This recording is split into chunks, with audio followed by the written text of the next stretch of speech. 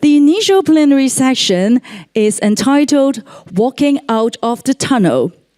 Numerous professionals in the arts industry have chosen to pursue alternative career paths for financial stability during the COVID-19 pandemic.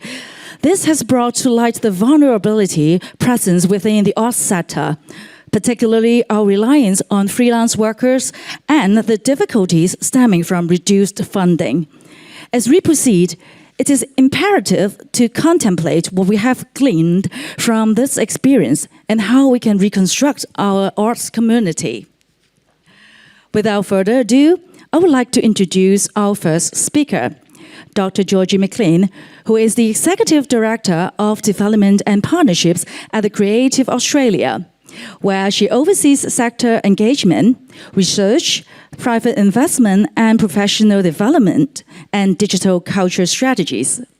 She is dedicated to exploring opportunities that enhance the public value of the cultural and creative industry through innovative partnerships. Please join me in welcoming Dr. MCCLEAN to the stage to share their views on the value paradox in arts and culture. Dr. MCCLEAN, please. Thank you and good morning, everyone. It is slightly intimidating to be the first speaker here. I know my colleagues are all watching to see how this goes. It is wonderful to be joining you all at the Hong Kong Arts Leaders Roundtable. I would like to thank our hosts, the Hong Kong Arts Development Council, and the many excellent colleagues we have in the room today. Now, I have been invited to provide an overview of our work at Creative Australia, Australia's investment, development and advocacy agency for arts and culture, and will outline some of the new initiatives and investments under Australia's national cultural policy, as well as some of the big challenges we are facing. Firstly, I would like to pay my respects to the Gadigal people of the Eora Nation and acknowledge their ongoing custodianship of the place we work at Creative Australia and the lands that surround it. We draw on a long history of First Nations storytelling in Australia and of their creative innovation, much of which we are only beginning to recognise. In Australian arts and cultural policy, we are now almost 2 years into the implementation of the National Cultural Policy Revive, a place for every story, a story for every place. The name Revive explicitly references reviving Australian arts and culture post-COVID and a new recognition of its value. Creative Australia is just a year on from our relaunch from our previous name and identity as the Australia Council for the Arts. We are the centrepiece of this policy with responsibility for a large proportion of its 85 actions. Now, the cultural policy gives important signals in recognising the value of creativity, but of course the federal budget will never extend to reach the scale of need, potential and ambition in Australia's creative industries. We need to find new models and opportunities that leverage and extend beyond government funding to reach for our potential. We are seeing the need for culture and creativity now more than ever. We need new drivers in our economy that are generative rather than extractive and that are made in Australia. We are seeing the need for new creative approaches to long-standing problems like mental health and well-being, inequality and issues of social cohesion. We need critical inputs from arts across a whole knowledge economy to help us build new forms of productivity and to add value through original intellectual property, from music and games to visual arts in fashion to design in everything. Arts practice can lead innovation in new technology and in new forms of engagement. Ideas, talent, IP and audiences now flow freely between the cultural and commercial and all areas of our broad ecosystem. So we are now 1 year into the new world of Creative Australia, and we find ourselves in the midst of a paradox. Today, we're in the midst of some apparently contradictory phenomena. The cultural and creative sectors are now valued more than ever, but we are finding it harder than ever to derive benefit from that value. Our research in Australia's cultural participation in arts and culture tells us that creativity is being valued more by Australians in more ways. Most of us acknowledge its benefits. We know, for example, that it matters for education. We've seen, especially since COVID, how important it is for our well-being. And we know that it helps us to live whole, connected lives. But other research findings from our recently released economic study of professional artists conducted every 6 years since the 1980s give us some very sobering news. It is harder than ever for Australian artists to maintain sustainable careers. You don't go into this kind of work for the money. On average, Australian artists earn 26% less than the rest of the workforce, with total incomes from their creative practice, arts-related and non-arts-related work at around $54,000 a year. This figure is comparable with previous years, but is far too low to manage a career in the context of current cost of living and housing crisis in Australia. Income from creative work is much lower, at an average of $24,000 a year. Artists are now more likely to be experiencing challenging income precarity across all of their sources of income, with less time to dedicate to creative work. The environment is becoming more complex to navigate as they feel they are losing control of their creative IP or realising they don't even know if they are. This is all despite high levels of skill and education among artists and an ongoing commitment to learning and the agility to apply these skills in different contexts. So how can we ensure the generation of creative value is rewarded and sustained? Of course, another element of this challenge is that changes in cultural consumption and distribution models have created concentrated power away from artists and audiences, and some of these trends have been devastating. Creative labour has become increasingly divorced from the value that is derived from audience engagement. Platforms have become gatekeepers of convenience and access that disempower creative producers and keep them disconnected from audiences, audience data and fair remuneration. Purpose is key. What we need now is a new focus on purpose. We need to determine our own missions and to chart the critical courses we need to take for greater sustainability. In keeping with the theme of this roundtable, I have a spoiler for you. The arts do matter.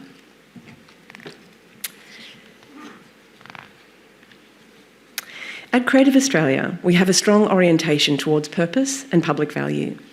Our tagline is "Creativity connects us" to ideas, to new possibilities, and to each other.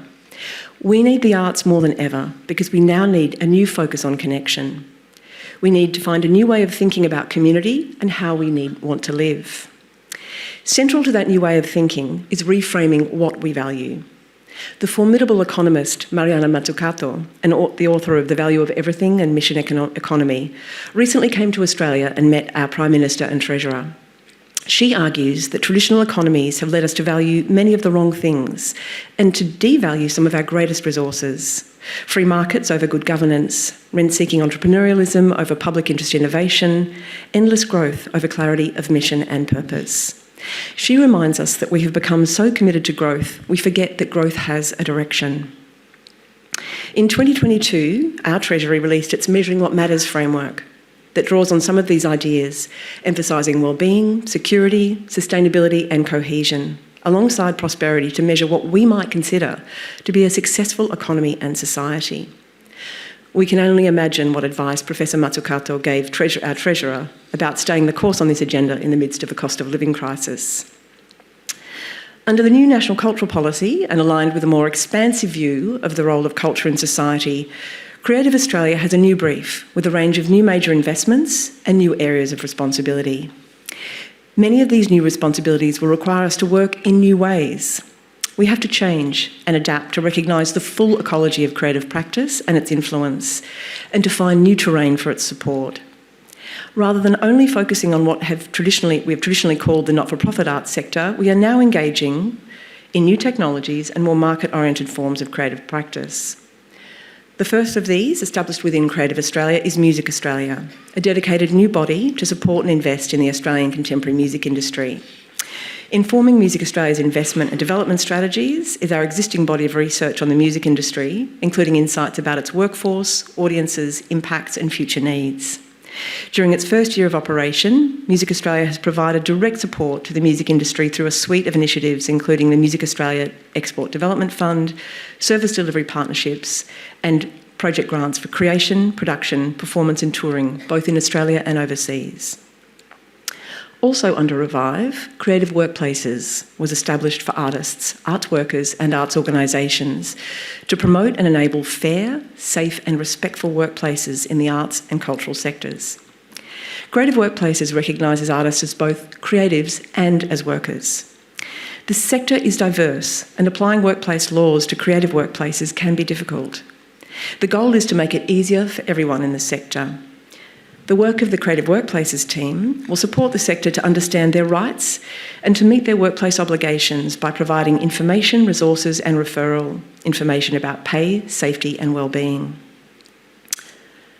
First Nations arts and culture make a rich contribution to the world's culture, to Australia's contemporary culture and national identity. Aboriginal and Torres Strait Islander arts include traditional and contemporary practice, including all new forms of cultural expression. This is applied across all art forms and in urban, regional and remote areas. The investment programs we've focused on in the First Nations space are divided into project investments, major projects, awards, audience and market development, sector development, international residence in exchange and multi-year investments. Also under the new policy, Revive, Creative Australia has been charged with developing new three-way partnership models, leveraging government funding, philanthropy and commercial investment to support arts and culture and the benefits of cultural participation. These new models require us to collaborate in new ways. Fortunately, creative workers are natural collaborators. One of the other outcomes of the National Cultural Policy was to merge our predecessor organisation and Creative Partnerships Australia, an organisation that supported fundraising capability in the sector. We see tremendous opportunity to leverage the shared interests of government and the philanthropic sector to achieve social purpose through arts and culture.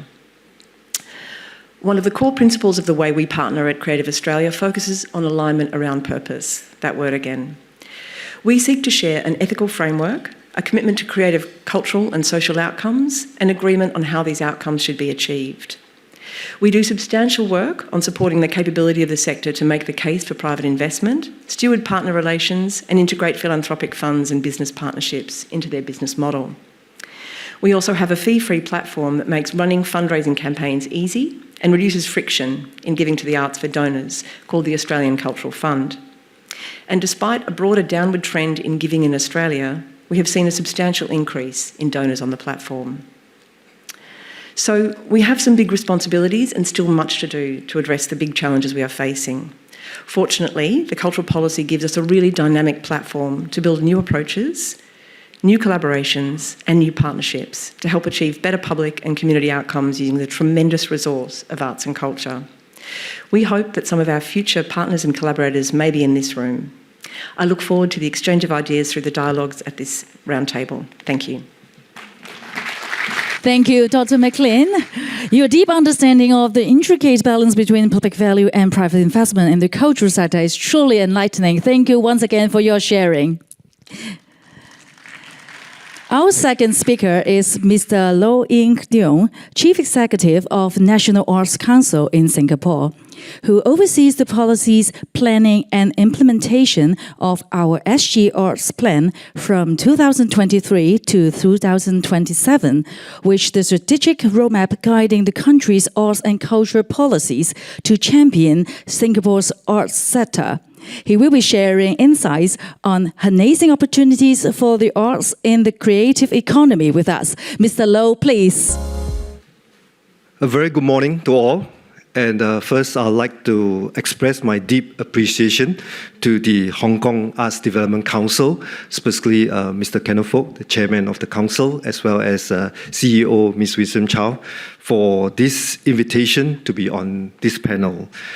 I feel very privileged and very happy to be here with my fellow speakers and also to all of you to speak on this topic, because this topic is very integral to the work that we do at the National Arts Council Singapore.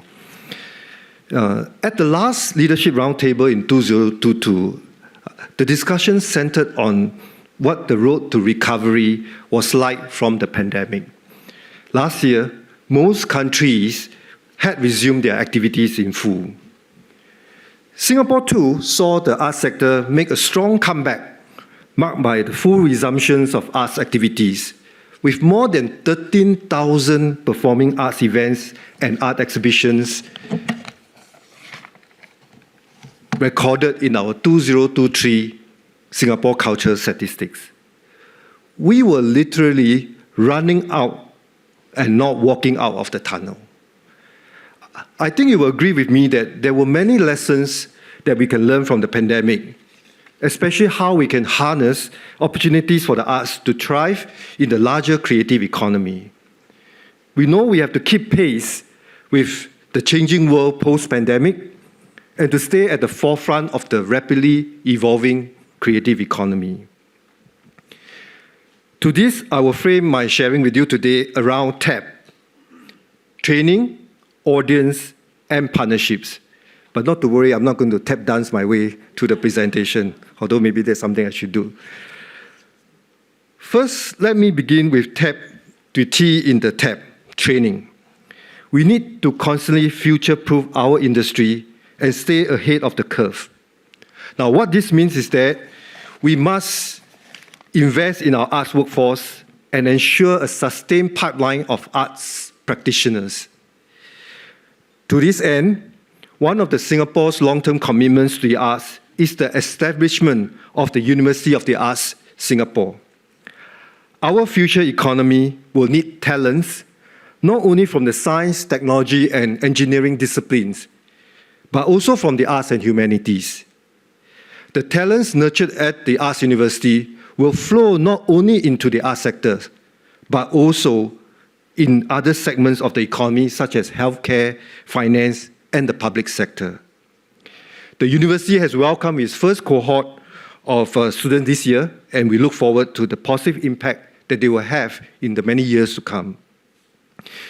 At the Arts Council, we have also developed a skills framework in growing job fields, such as arts education and the technical and production roles in the performing arts industry. This framework enables our arts workers to make informed decisions about their career choices and take ownership for their own skills upgrading and career planning. Now, by supporting and training providing training opportunities, our talents in the art scene will then continue to be developed. We want our artists and arts practitioners to have meaningful careers, and we know it's challenging, but we want them to be able to contribute to the art scenes and, more importantly, to help to grow more engaged audiences. Now, which leads me now to my second point in TAP, the A, audience. I'm always reminded of the importance of audience through a performance arts piece by one of our very established artists in Singapore, Mr. Tang Da Wu. Now, during the performance, the artist turned to the audience and said, "Without audience, there's no art. Without audience, there is no art." That moment for me is the statement synthesized the symbiotic relationship between art, artists, and audience. The interdependence between art, artists, and audience, we all know, is very mutual and tightly bound. So for the art sector to succeed, growing engaged audiences is key. And for a young nation like Singapore, it is our aim that art must be accessible to all. So we must start young, as it has been observed that childhood experiences with the arts can have a very lasting impact into their adulthood. Starting young also means that they are more likely to remain engaged with the arts throughout their lives. And this is essential for our culture. Thus, we have joined hands with our Ministry of Education to enhance arts-based learning in schools and for the visual and performing arts to feature more strongly in the school curriculum. Our research also showed that one of the barriers to arts engagement is the unfamiliarity with the arts offerings. Now, in Singapore, there are no lacks of opportunity to engage with the arts, given the large number of arts events and activities available throughout the years, as I've shared earlier. So the exam question is, how then do we make this information available to all our audiences? Together with the launch of our arts plan last year, we created a one-stop digital platform called Catch. Now, catch.sg, which I hope invite you to kind of Google and go onto the site, is to bridge this knowledge gap and open doors to all into the world of arts and culture in Singapore. Our goal is to build a platform that aggregates as much of our arts offering as possible, making access easy and relatable, so as to drive audience attendance and for the arts to be enjoyed by more people. And finally, this leads me to my final letter in tab, P for partnerships. We talk about enhancing opportunity for the arts, but we know that at the Arts Council, we can't do it alone. Therefore, we are constantly exploring different approaches to grow new partnerships so that more audiences can enjoy the good work that our artists have to offer. We want to infuse art everywhere around our city through partnerships with the public and private sector. Just give an example, with music, we created Here 65, which is our national movement that endeavors to bring Singapore music closer to local and international audiences. Through a partnership with SMRT, our public transport operator, we have now infused local music as part of our daily commute. Now, what this means is that when you take the train or the bus, you will be able to hear our local music at the train stations and bus terminals. We hope that with more frequent encounters with local music, listeners will discover new music and artists and feel more proud of our own arts and culture, because all these are original music that our musicians have created. And very soon, we'll introduce poetry in train cabins and stations in all the 4 official languages in Singapore: Malay, Chinese, Tamil, and English, and translation between the languages. At the international level, we also look to partnerships with other arts councils and organizations. These partnerships allow us to work together to facilitate collaborations across arts communities and embark on research projects in the areas of arts and wellness, technology, and audience engagement. We are always very proud when we see our artists work together with their international counterparts, collaborate, and create meaningful works that would resonate with their audiences. Finally, before I wrap up, I want to share a little bit about the acronym TAP that I have kind of used to frame my sharing with you today. I use TAP to illustrate how we harness opportunity for the arts through training, audience development, and partnerships. At the Arts Council, this acronym holds a special meaning for us. TAP actually was stand for the Arts Plan, was how it started for us when we began designing our blueprint for the Singapore art sector some 2 years ago. We literally went to tap on the views of over 16,000 stakeholders from the arts and culture sectors, partners, and members of the public. And we finally arrived at our SG Arts Plan 2023 to 2027. This plan outlines the strategies that will take us through to 2027, and it serves to guide the work at our council in championing an arts sector that aims to spark creativity, connect people, and also connect Singapore to the world. We feel the future holds much promise amongst all the various challenges. But we firmly believe that the arts can foster inclusivity, create opportunities, and build bridges. And we definitely look forward to work with many more like-minded people and partners in this journey. Thank you very much. Thank you, Mr. Low. Your insights into the strategic roadmap of our SG Arts Plan and how it champions Singapore's vibrant arts sector are both impactful and encouraging. Thank you very much. Next, here comes our third speaker, Dr. Louis Ng, the director of the Hong Kong Palace Museum. Since its opening in July 2022, the museum has attracted over 2.5 million visitors, where Dr. Ng has played a vital role in shaping the museum's direction. Previously, he was the founding director of the Hong Kong Museum of Coastal Defense and leads the Antiquities and Monument Office. Now, may we pass the stage to Dr. Eng to share about museum Craze in China with us. Dr. Eng, please. Good morning, everyone. Thank you for having me in this panel discussion and also for using the Hong Kong Palace Museum to host this important international event. Everybody knows that financial accessibility is very important to all art and cultural organizations. And we do not receive any government funding. We need to raise money to support our operation. When you hire is important. I thank Hong Kong ADC, I think, to pay the rent for 2 days event, I think, to support us. Actually, last year, we received 1.2 million US dollar, I think, from when you hire. It's very important, I think, that to support our operation. But later I will share with you more how we operate this museum. My short presentation will focus on the trend and development of museum in China, not in Hong Kong, I think not of Hong Kong Palace Museum after COVID-19, which I observed and also experienced personally, is so vibrant and dynamic. That's why I use a title, Museum Craze in China for my presentation. Everybody knows that the COVID-19 pandemic introduced unprecedented challenge for museums worldwide. They were forced to close due to health regulation, resulting in significant financial losses from ticket sales and events.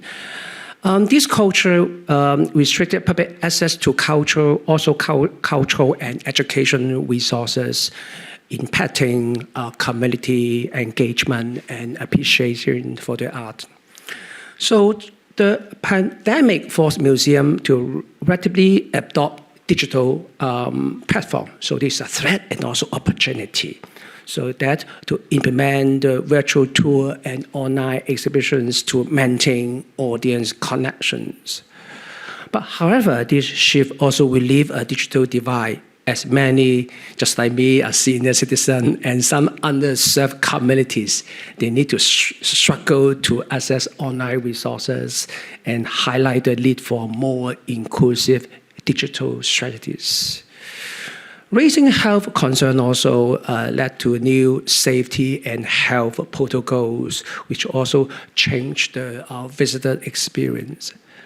We saw many museums over time the entry and virtual tour to enhance comfort and accessibility and emphasizing the need for flexibility in engagement strategies. Here I put up cases of 4 so-called great museums, how they demonstrate the effort to enhance the visitor experience with digital offerings.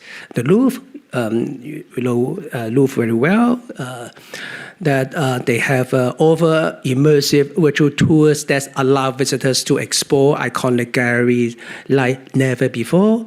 This digital initiative brought the Louvre masterpieces to homes around the world, breaking down geographic barriers. And also British Museum also launched an interactive online tour that featured 3D models of artifacts to enabling viewers to examine objects in detail and learn how their historical significance. And also in US, the Metropolitan Museum also create special online exhibition with high resolution images and rich description, transforming its collection into a digital format. So this initiative not only maintain audience engagement, but also expand the museum reach to new and global visitors. The Smithsonian Institution also took storytelling to a new level by creating digital archives, interactive exhibits that brought its collection to life in an engaging way.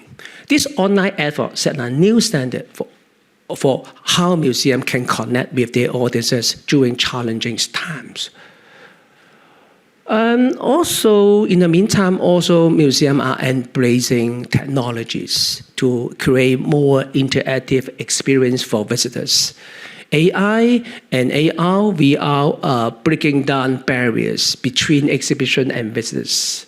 There's some cases, I think, for the AI in Museum d'Orsay. They developed very interesting programs called Bonjour with Vincent. This program features a lifelike record of iconic artist Vincent van Gogh. Visitors can interact with this digital replica to ask questions about Van Gogh's thoughts, inspiration, and even the circumstances surrounding his, the suicide, create a deeply personal connection to the artist. In London Science Museum, it also has implemented AR to create interactive experiences that engage visitors in new and exciting ways. Through the museum apps, visitors can point their devices at exhibits to unlock additional content such as 3D models, animation, and expand complex scientific concepts. And finally, in Taiwan, the Taipei Palace Museum also developed an immersive VR experience. Now I'm going to shift our attention to China. That, as I mentioned, that after the COVID, in the last 2 years, there has been a rapid development of museum, ecosystem in China since 2008, when the national policy of admission to museum was implemented. It's a quick change, that I think in the past 16 years, all museum in mainland China, has been free. So a museum boom finally appeared in 2023 across the country. Let's look at the figures, I think, number in 2022. So nationwide, I think there were 1.29 billion, is a record high. And the National Museum of China in Beijing, they have got 6.7 million visitors, being the third highest in the world. And the Nanjing Museum also reached 5 million, and increase of 20% compared with 2019. Actually, I think all provincial museums in China, every year they got at least 3 million, 4 million visitors. And Hong Kong Palace Museum here, and then there's a new museum just opened around 2 years, and then we reached 1.5 million people last year, ranked 51st in the world. I think given that, I think we are not a free museum. We charge visitors with admission tickets. We still have 1.5 million last year. And then also, the museum, the Craze in China has boosted the development of cultural and creative industry. And then there's a cultural and technological fusion, just like VR, big data, 5G, and the Internet of Things, and enrich cultural experiences, enhancing interactivity, and also the expression potential of cultural products. Cultural products is a very important concept. It's not only museum merchandise, gift shop. I think there's a lot of that variety. How museum can produce more cultural products. These advancements offer new possibilities for the creation, dissemination, and consumption of cultural products. And development of cultural and creative products and IP licensing, focusing on the collections, museum engage in cross-sector innovation, allowing visitors to purchase cultural creative products and participate in the experience economy. A prime example of this is the collaboration between Tencent and the Palace Museum. And then through the partnership, they established a long-term brand licensing agreement within the popular mobile games called Miracle Nikki, merging traditional culture with modern gaming, I think, to reach younger audiences. And also the immersive experience, the concept of immersive cultural tourism spaces employ VR, AR technologies to construct visual scenes that create a more authentic exhibition experience. This innovative approach not only enhances engagement, but also encourage visitors to appreciate the story behind the theme. It's also very important around 6 years ago, and in 2018, in mainland China, the government that merged the two ministries. The Ministry of Culture and Tourism was established to promote the integrated development of the cultural and tourism industries and to boost the country's soft power and influences of Chinese culture. So they have a long term some project. I don't want to mention in detail, but this one very important. The second one is called Hanfu Theme Experiences Escape. I think the wearing of ancient Chinese clothing, known as Hanfu, has gone rapidly into a nationwide phenomenon in recent years. It's popular, I think, in mainland China, especially for the young people. And then this immersive experience enables participants to wear hanfu, take part in traditional activities, and to have a deeper appreciation of the Chinese culture and heritage. And these experiences are designed to attract younger audiences, encourage cultural appreciation through interactive engagement. So, in mainland China, there's the cultural tourism and cultural engagement. There's some figures I think that you can see, and so far in China there were almost 9,600 museums in China, being the the second in the world, just behind the United States. And then employing around, that over 108,000 professionals. And also they have around the museum, that the exhibition annual year is about 30,000 exhibitions. And also, I think that they have also organized, the yearly program, just like International Museum Day, National Day. Okay, now I think just a few slides about this museum because you are here. And this is a project in collaboration with the Beijing Palace Museum, but we have our own, the management board, I think, and entirely autonomy, I think, in curatorial matter. And we have exhibition, I think, from Palace Museum Beijing, and also we have from other museums in China and in the world. And then we open around in less than more than 2 years. And also we have received 2.5 billion visitors. And then according to the Arts newspaper, I think that we have 51 in the world. So we welcome you, I think, that during coffee break at lunchtime, to go to the gallery to take a look. And then now we can see we have a total 9 galleries, of which 5 are used to house and to display the artifacts from Palace Museum. But we display that in an entirely different way. I think we use quite a modernized, approach, and using new technologies, digital way to present the collections. And we have our own collections, and we also engage some Hong Kong young artists to create some contemporary artwork in dialogue with traditional culture. This is the way that I think we need to do more to engage more young artists. And the Gallery 8 today is the last. The Gallery 8 just opened last month. It's about the origin Chinese civilization. The Gallery 9 today is the last day, and then tomorrow we will close the exhibition. The objects will be packed and then sent back to Paris. After 3 months in Hong Kong.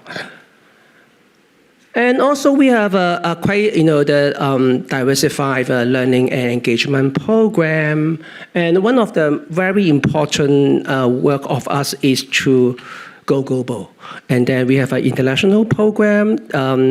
This March, we have Hong Kong International Cultural Summit. We brought global museum leaders from France, UK, US here, I think, in the Hong Kong Palace Museum, and then it's quite successful. So the Hong Kong Palace Museum, together with other cultural facilities in West Kowloon Cultural District, like AMPAS, are supporting Hong Kong's vision to become an international hub for cultural exchange. AMPAS, another museum, just walked 10 minutes, got 2.8 million visitors last year, and then ranks 15 in the world according to the Art newspaper. As we set up effort in the integration of culture, technology, and tourism, art and cultural value in Asia will become important places to support social progress and economic development. Thank you very much. It's my end of my presentation. Thank you. Thank you, Dr. Eng. And please remain on stage because we are about to proceed to our first panel discussion. Good morning, distinguished guests. Have you had your coffee yet? I hope you better pay attention to the next session, which is not easy to organize, to bring distinguished speakers from the world, practitioners who are formulating new strategies as we go forward. The pandemic is historical. Every one of us faced that 2 to 3 years. For Singapore, it's 2 years. For Hong Kong, it's 3 years, right? And the question now is, have we come out of it? How have we adapted to it? How has that changed the landscape? And we heard from our distinguished speakers the various scenarios that they are facing. Some of the questions or problems we face ourselves. Artists can't make enough to live. Virtual reality is not giving the value back to the artist. I have a son who is a singer, a songwriter. He couldn't live on his pay because there's no record. There's no CD. Everything's online, free. So how do you encourage people to pursue art, the dream of art? Not everyone is like Team Lab,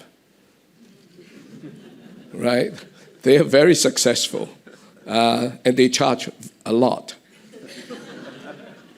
But there's only one Team Lab in the world, right? So we need to think how we continue to support the development of art and how we deal with this. So I'm very encouraged by what you all are doing. For example, Dr. McClean, this creative workplace idea. Can you elaborate a bit on this, how you discover this, and what is the way you operate that can help all these artists? Thank you. Yes, look, I mean, one of the things that was very evident after COVID was that we were seeing some issues where young people weren't wanting to enter the creative industries in the way they used to before because it was so obvious how precarious the work was and how difficult. And one of the issues we were finding was that there was problems with retaining people in arts practice because the working conditions were so difficult. And one of the things that our minister at the time was also the Minister for Industrial Relations and for Workplaces, and he was very keen to see how artists could be recognised as a workforce and have the appropriate supports around them.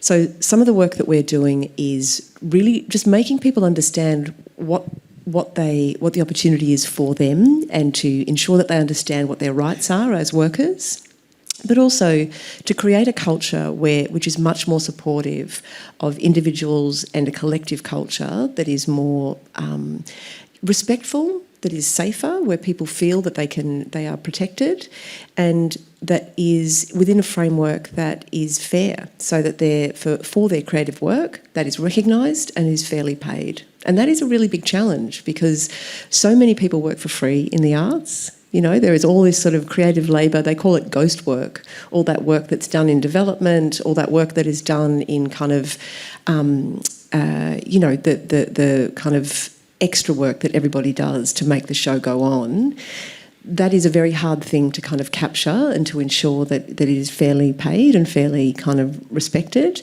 But this is about setting new standards for the industry so that people can find ways to have sustainable careers.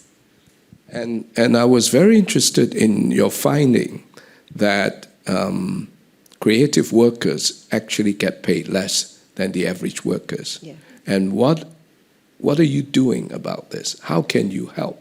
Well, some of the models that we're looking at is very much about thinking about how to bring new forms of partnership into the industry. So we're looking at things like impact investing, where we can attract different forms of investment into creative organisations. There's a really fantastic model of this in the UK, and colleagues in Canada are developing this idea as well, for really trying to bring new forms of partnership to invest in and to fund the social outcomes of arts practice.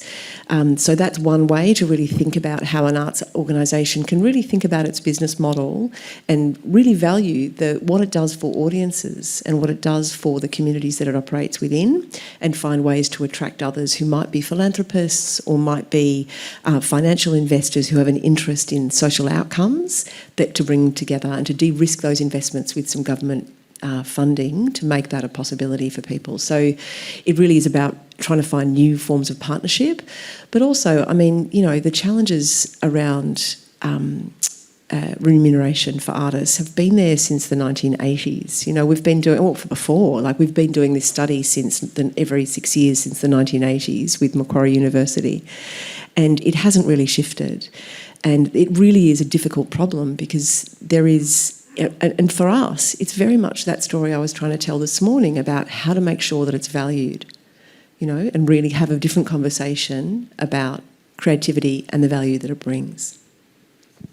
Yes, Mr. Low, do you face the same problems? You seem to be more upbeat. He's a natural optimist. Yeah. I have a practical optimism too. I think these challenges, right? I think it's really not unique to one specific country or cities. I mean, when all our arts council we gather each year or every now and then, right? We talk about the same thing, and particularly in terms of how the whole issue of livelihood, right? I think it's actually compounded by quite a number of things. First, I think in most of the arts workforce around the world, there's a characteristic that is that the majority of there's a quite a high proportion of what we call freelancers. Right? They are not full-time employees. They are not like curators employed in a museum. So they are like what we call gig workers. In Singapore, we have a kind of official term. We call them self-employed persons. And actually, during the pandemic, what happened was this group of arts workforce, their issues kind of accentuated. I never have to take care of so many people until during the pandemic that everybody sort of like raise their hand and say, I'm actually an arts worker. Either not on stage, but also behind the stage, So that is one thing that we have to tackle. That's why I think one of the ways, in terms of continuous thinking, how do you help them, if they are going from job to job, gigs to gig, to continue to upgrade themselves so that they can command the kind of fees that they do. So it's something that you take a long time to shift, but it's something that we are looking at very carefully. But we're also looking at some of the things that Georgie shared in terms of how to bring this group of arts workers, particularly the gigs workers, together and give them the tools and resources that they can work together and self-help. I mean, the saying, right, you can't really kind of keep giving them just the fundings, the grants. You really have got to teach them how to come together and do something for themselves as a community of arts workers. So that's one. The other one is actually at the root cause of wages, right? Currently, it's also exacerbated by the issue of rising costs, inflation. I mean, I think all around the world, everybody is facing the issue of the rising costs. So if wages are not going up, but the cost of living is keep going up, then of course the gap will become even wider. But the root cause of this is that if art is really that important, then we must be able to find ways for more people to value the arts and be willing to pay for it. I mean, if we are willing to pay a 5-figure sum for a very well-designed handbag, and obviously the handbag does something to you psychologically or whatever. I'm nothing against that, and it's great. It's probably a well-made product. But how were you willing to do the same for going to an exhibition or going to a concert? And I think that's something we need to do. So it's still back to the fact that what I mentioned, that at the end of the day, you must have that wide pool of audience base to support the creative work and be willing to really support it and not expected it to be for free. So these are very long-term that doesn't kind of directly so-called address the issue immediately. But if we do it consistently and sustain over a long period of time, we should probably be able to see some result. Yeah. Very good. We touch on the value of art. It's a very difficult situation.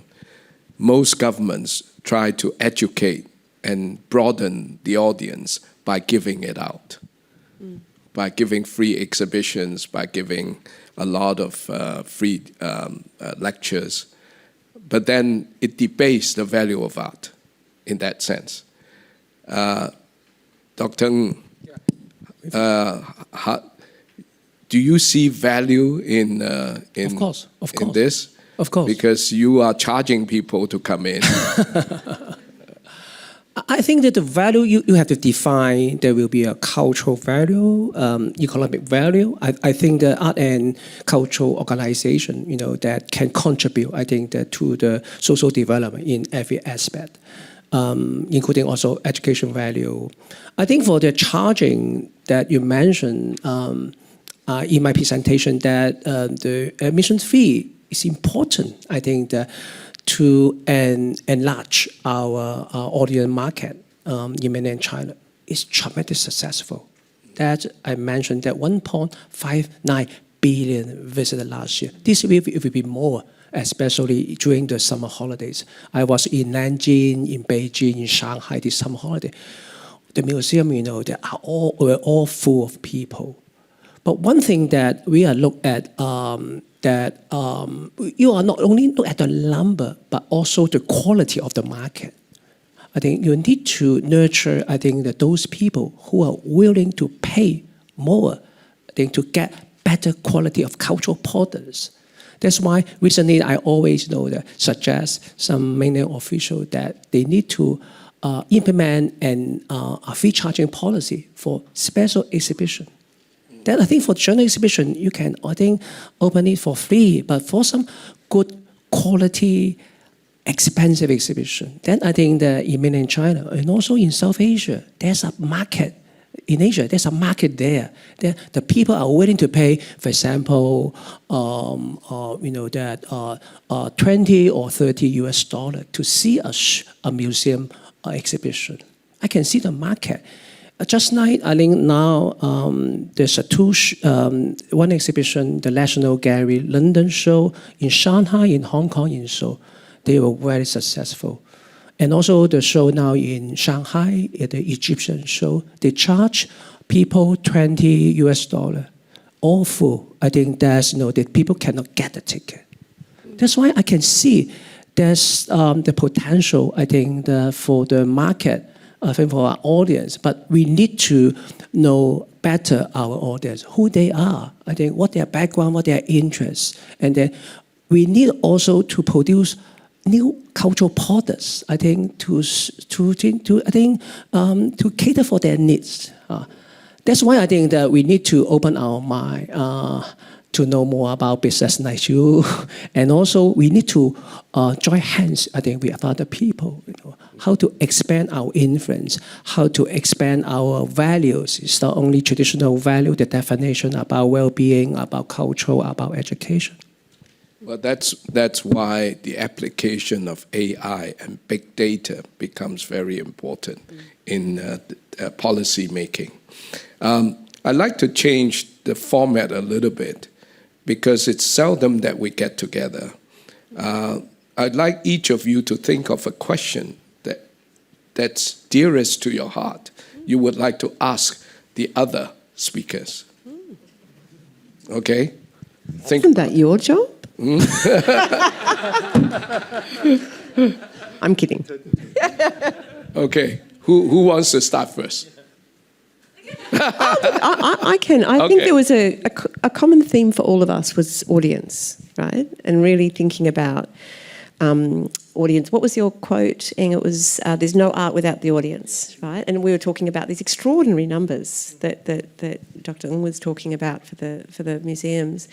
I guess my kind of question would be, what do we think a contemporary audience gets from the experience of cultural engagement? And what do they then do with it? So you were sort of referring to that just now around this idea of high-value audiences and really thinking about people making sure they value the experience. I guess the question is, what do we hope people get from this, from all these experiences? It's a big question, I'm sorry. Well, big questions requires big men to answer. You first. I think this is quite a complex, the society. I think there's always we want to adopt, always a cross-disciplinary international approach. I think that for function of arts organization, it should be diverse. I think that's why I think that we need to. I know you mentioned, that your partnership approach to work with other organizations. How to get a win-win situation that I think to generate more values. I think of different organizations. I think for us, for my museum, I think traditionally, I think we find churches, we find the display likely, I think, to sell the ticket, but not today. We are now looking, how to do more outreach work. I think both offline and online. And also work with education organization, to look for some opportunities, because this now growing demands of this kind of education program, whether we can work together. And also, that's one thing about online. That's I think we can discuss more about these digital offerings. I'm quite optimistic that we have some online program. I can still confident that people, even that viewing our products online, they will come to the museum to buy the ticket to see my show. That's why how we can attract that is, I think there's a lot of marketing work we need to do. Mr. Loh? Yeah, just quickly, when it comes to this question, I kind of have to declare that I come from the position whereby, because of my background, I actually am trained as an artist. So I'm not an art administrator just purely. I trained as an artist. I was very involved in arts education. And because I'm an artist myself, I've had experience from since young, the power of the arts, that what it did for me. I mean, who I am and what I do today very much is because of my experience with the arts, and then chose art as a kind of career. So I always wonder, how do you actually convince more people that the art is indeed really good for you? You have to be touched by it in some way. And how to create that touch point when once you open that door and that person has experienced what art can do for them, and it could be, and it's something that is kind of rather intrinsic. And I've seen that once you've done that, there's, in a way, there's no turning back. But the key question is, how do you do that? How do you create the experience? And I know our artists are constantly thinking about that, right? When they want that work to connect, to touch people, to provoke, to think. And since after that, then people feel like, okay, there's no audience, yeah, there's no art. Exactly. So there's I think, is within the whole community, the artists, us as arts policy makers, funders, all have to kind of really think about, yeah. Good. Okay, your turn for the question. I thought this whole round leadership table was a really amazing one in terms of its topic. It's like art or no art, does it really matter? Yes. It's a much bigger, it's a very big question. And I was wondering, I mean, we almost trying to assume that it's kind of like a no-brainer question, but actually it's not, isn't it? Yeah, so I'd like to hear from my fellow speakers that, does it really matter if there's no art? So I used to do this thought experiment when I first started in my job, where, you know, in the traditional Maslow's hierarchy of needs, you have your base needs, your psychological needs, you know, and then up the top is self-actualization, and that's where creative expression lives. So there's always been this idea that once all your other needs are met, that's when you can engage with the arts. And that creates a problem, because when times are hard, it feels like a luxury, right? Whereas we all know that actually when times are hard is often when you need it the most. And what we found coming out of COVID was, and I've talked a little bit about mental health, but people more than half of Australians said they used arts and culture to get them through those lockdowns and that time. And people have returned to arts and culture in Australia with a new appreciation of what it does for them. So before the pandemic, we used to survey how many Australians thought arts and culture was good for their well-being, and we'd get, you know, maybe 25%. That figure is much bigger now. So people have come back with purpose, right? They've come back understanding that it is vital to them. So the thought experiment I did was, how about we flip the hierarchy and put arts and culture at the centre and engagement at the centre, because it is such a big part of our identity. And in thinking about that, I took a lot of inspiration from the way our First Nations communities in Australia think about arts and culture. It is so essential, and there is no sense that you wait for everything to be perfect before you dance or sing or tell stories. It is so essential to the way you engage with your community and one another and your identity and your sense of relationship to the world that it comes first. And I think that if we can start to think about it in that way, we can really understand its value in our lives, because it is what makes us human. So of course it matters. It matters as much as we all matter, right? I think, you know, reacting to your question, there may not be a lot of study, but I know of people who suffer from depression because they were detained in their home during COVID, and they were dissociated with art and culture for so long. So that's my response. Art matters, right? But it's how we present it. You don't want people to be afraid of art, because art sometimes can be intimidating.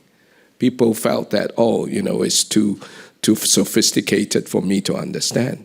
But actually, if your program, when you start, you know, teaching the young kids how to appreciate art, it's a perfect way of introducing art to the community. And I applaud you for doing that. Dr. Ng, you. Well, I think that I can contribute to the human well-being.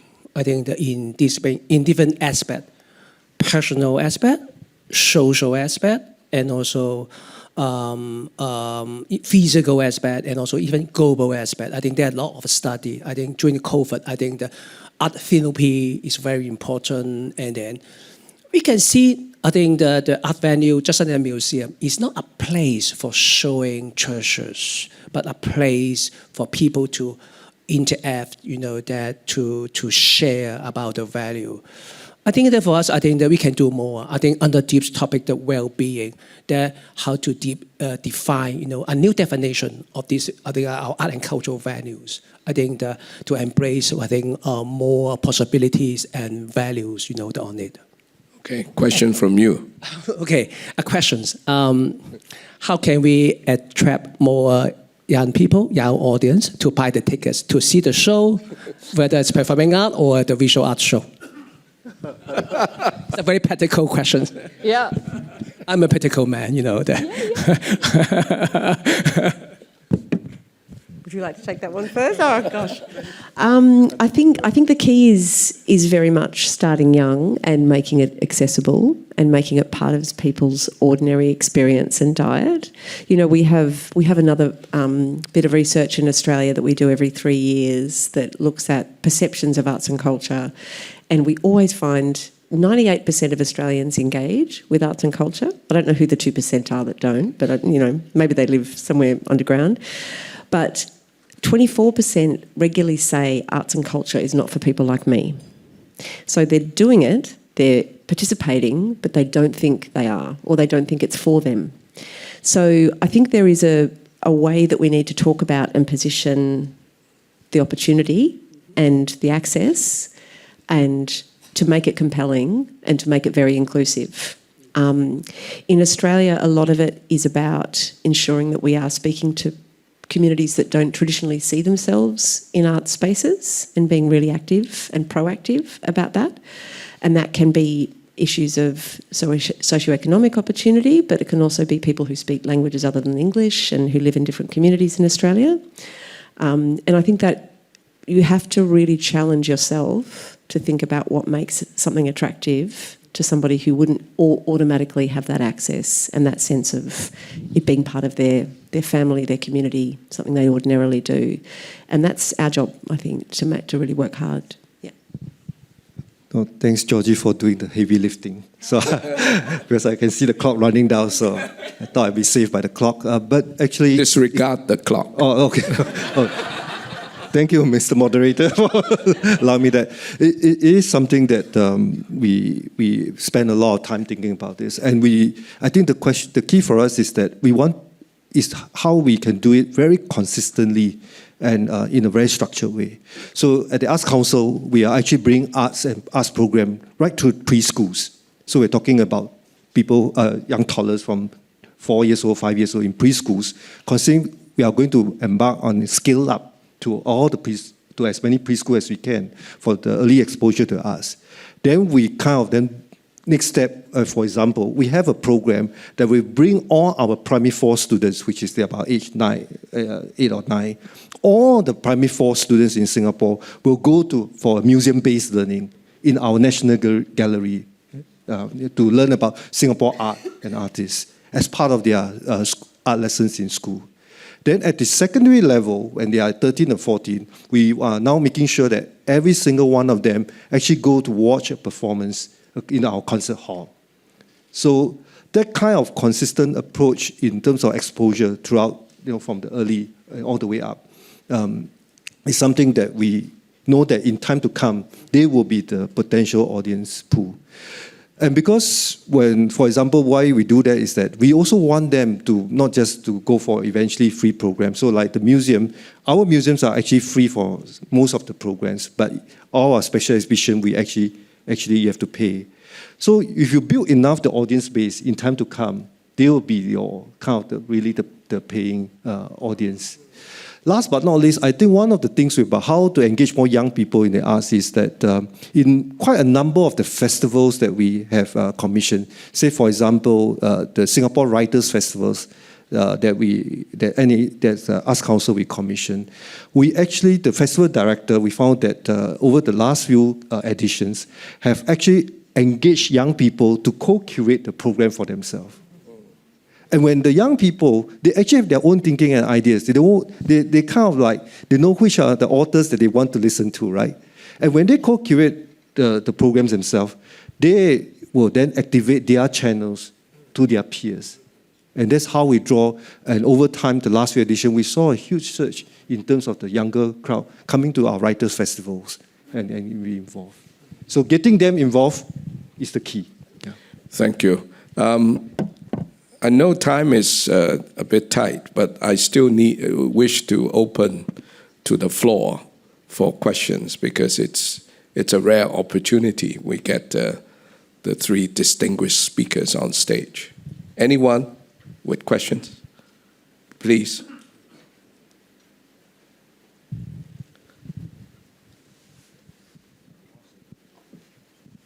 Good morning. My name is David Bale. I'm the CEO of the International Society for the Performing Arts in New York. I'd like to thank the panel for kicking off the day. It's a really interesting conversation. I'm curious, one of the things that came up repeatedly was the income level of artists and basically working at less than subsistence incomes. About 2 years ago, the Irish government introduced a test program where artists received, about 2,000 artists received a guaranteed income. That program is still under examination, but I'm curious if any of the speakers here have taken a look at that or explored possibly implementing something similar in their regions. Thank you. So thanks, David. We have been keeping an eye on the Universal Basic Income for Artists model. I think it is something that is challenging to argue the case that it should only apply to artists. I think the idea of a universal basic income is that it is universal. So appreciating the particular conditions that artists face, I think there needs to be a sense of collective around it. But it is certainly something that we've been keeping an eye on. I know there's been discussions in Australia and kind of engagement around that to see what the outcomes are. As you say, it's still being reviewed. But yeah, it is something that was not baked into our policy at this time, but it's a conversation that is underway, and there are many in Australia who advocate for it. Yeah, Mr. Lowe. Well, I think it's always a very challenge to say what is the line that you set, right? That is so-called the right line or the right amount. But I think the way we look at it is how we have been looking at the question: how do artists get properly remunerated for the work that they do? And these are not just artists; they are also people who work in so-called support services and in the technical production roles as well. And we found that actually one of the ways is to work with the arts companies, right? Because the arts company who hands out the contract has to kind of put out what we call a fair contract. So we have been looking at ways of how to work with the industries to kind of have that conversation and slowly kind of build a certain kind of practices. And rather than doing kind of very hard legislation. But at the end of the day, we also need to make sure that our arts company continue to be able, in terms of their business function, able to kind of generate the kind of income, and so that they can pay the artists probably when they commission a project and so on and so forth. And then there's also other aspects of so-called fair practices. And we also are trying to get our so-called artists, when they get a job, to kind of contribute to kind of medical savings and so on and so forth. So it's something that we are taking more so-called kind of industry encouragement approach and try to get more people on board. Yeah. I don't think Hong Kong we have this kind of discussion, about the minimum wage. Rather, I think the government and also the ADC, they try to create more jobs. I think that's to give more opportunity for artists. And then maybe for ADC, they would like to see that during their projects, their funding support, they would look at the remuneration at a reasonable level. So, but most important, I think to me is that it's to create a larger market. Create more products and then more jobs, and then there will be way to increase the salary of the art worker. I think in the market. Thank you. There's a question over there. Please.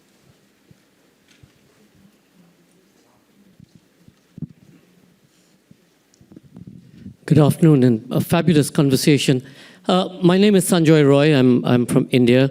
I run a number of festivals across the world, and because of my long hair, I also sit on a number of bodies in different parts of the world. But one of the things that we've seen again and again is that every time there is some kind of issue with the economy, the first thing that gets cut is budgets for culture. We all know that without the arts, there is no innovation. Without innovation today, there's no economy. What is the argument that each of you can make to government to say that this is the reason why we need the money to be able to aid education or infrastructure building. Why is it that across decades, this is not an argument that's sat well in any government? Scotland has just got its budget by $6 million.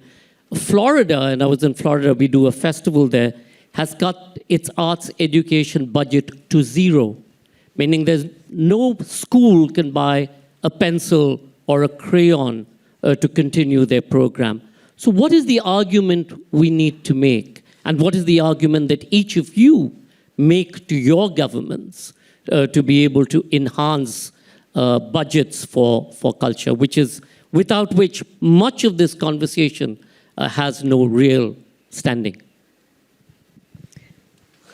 It's the eternal question, and I think the truth is that in different moments of the political cycle, different arguments resonate, but the consistent points we continue to make are how important creativity and culture are to our communities in education, in health, and that resonates across the whole, all the areas of the economy and all the areas of social and political engagement, right? So it's about trust in civic institutions, it's about empowerment of communities, it's about giving people ways of connecting to each other. We have beautiful kind of evidence that people who participate in arts and culture understand other perspectives far better. You know, there's some really lovely kind of evidence we have to make this. Obviously, what you can end up with is a real shopping list of all of these arguments that can run for pages and pages and don't necessarily persuade. So I think the thing that's been quite transformative for us in our cultural policy is that it's a whole of government approach to culture. It's not just an arts policy, it's a cultural policy that is about every portfolio of government, and it speaks about a co-responsibility for culture sitting across all of these areas. And until you get that, these arguments can really fall on deaf ears, unfortunately. In different contexts and moments, things like the creative economy and creative industries arguments register more, and they become about those critical inputs into key sectors and innovation, as you noted in your opening. But I think it really is about saying this is really key, it's a generative industry, and it's about our human potential. And therefore it should be foundational to us thinking about the future. Thank you. Easier in Singapore? Yeah, I'm mindful that I speak from a position whereby my government has been very consistently investing in the arts since the founding of Singapore in 1965. So that sustained funding has been, in fact, not just sustained, and increasing over the years, building infrastructures for the arts and funding for the arts and culture has been, of course, led to where we are today in terms of what we can do. But actually, for us, I feel that whether in good times or bad times, it is our role, at least I speak for us in the Arts Council, to continue to have that kind of advocacy on the impact of the arts. You've got to do it not just in bad times when there's going to be a funding cut. You've got to do it even when it's a good time. It's a thing that cannot stop because you constantly have to advocate, you have to educate, you have to demonstrate the impact the arts can create so that when the government decides to put that dollar, and it's rightly so, because there's public money, that we know what is the impact that we can create to better the lives of people with that resourcing and the funding given. And that is the work that I feel we have to do. And that's the work that I feel that across the Arts Council world where we actually really can collaborate and find ways to make that argument or that demonstration. So it cannot be just an argument. You need concrete demonstration that there is real impact that the arts can better the lives of people. Yeah. Dr. Ng? The best way is to encourage an artist to become our chief executive. Very good. It will take some years. Well, I'm beginning to wonder you have that ambition. Well, I think I entirely agree with Mr. Low. That I think it's our worst time and a good time, especially I think in Hong Kong now. We need to reshape we transform our the economy. We cannot rely on the shopping, and then we need new energy, new I think that to re-engineer our whole economic structure. I think art and culture may be a good answer, but we need to do more to justify the impact. I think in different way, that the government, I think, that should give more money, I think, that to support the development of art and culture. Okay, now I'm going to do a conclusion in an unconventional way. Be ready. Are we going to sing? If you have no limitation on resources, what is the initiative that you would like to introduce for your work? If the government can give you the money, if there's support and all that, what new initiative do you have in your mind that you really want to push forward? And this will conclude our session, because it's an open session. To be fair, Dr. Eng first. Okay. Thank you. I think that for the longer term development, I think two things. One, digital. That I would like to invest more money. I think that to digitalize, all our offerings. I think AI, is very important to us. The one thing. Second, training. I think the training, of our own people and also the general public. I think to advance their capacity. That will be, for the long-term development of art and culture. Good, Ms. Low. Thank you, Dr. Wong, for giving us the chance to dream big. And very quickly, I mentioned that just when in my sharing that we want to make arts accessible to all. And if I have unlimited resources, I would like to put in every single household in Singapore a work of art, a painting, a bookcase full of Singapore literature, and one musical instrument of their choice. And that's really big. If that happens, I'm moving to Singapore, just flagging. I think in addition to these beautiful ideas, I think obviously endless funding for creative practice and for artists and for creative production without limits. But another really important thing is to give artists control of their access points to audiences. So creating a platform where they hold the audience data, they hold the relationship, and they can derive the benefit from their work. So it's not being taken off by another platform. Because I think that is one of the big challenges we face. We missed a moment about a decade ago, and there's a divorce now between the engagement with the work and the artists who are creating it. And I think if we can return that connection, it will be incredibly empowering.